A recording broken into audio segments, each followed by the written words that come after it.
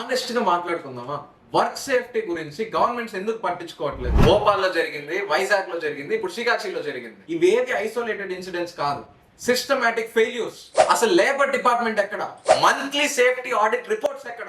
ఇండియాలో most of the factories కి ఇంకా ఎమర్జెన్సీ ఎగ్జిట్స్ కానీ, ఇన్సూరెన్స్ పాలసీస్ కానీ, ఫైర్ డ్రిల్స్ కానీ లేవు. మనం ఇండియా రేంజ్ లో డెవలప్ అవుతున్న ఏ కంట్రీని చూసుకున్నా అక్కడ వర్కర్ సేఫ్టీ అనేది నాన్ నెగోషియబుల్ థింగ్. అక్కడ ఇండియాలో సేఫ్టీ మెజర్స్ తీసుకోకుండా జనాలు చనిపోయాక బాడీ కౌంట్స్ తీసుకుంటున్నారు. ఇక్కడ షిగాచి కంపెనీకి జరిగిన నష్టం ఏముంది? వర్కర్స్ అందరూ చచ్చిపోయి ఫ్యామిలీలో అందరూ ఏడుస్తుంటే షేర్ మార్కెట్ లో వాళ్ళ షేర్స్ 8% తగ్గాయని చెప్పి కంపెనీ హెడ్స్ బాధపడుతున్నారు. అరే అక్కడ 37 ఫ్యామిలీకి అసలు ఫ్యూచరే కనపడట్లేదు రా మీ నిర్లక్ష్యం వల్ల. బోర్డ్ ఆఫ్ డైరెక్టర్ ఎవడన్నా రిజైన్ చేశాడా? వాళ్ళలో ఎవడన్నా జైల్లో కూర్చుంటాడా? జస్ట్ వీఆర్ సారీ అంటూ ఒక ప్రెస్ రిలీజ్ చేస్తారు, అది కూడా ఫేకే.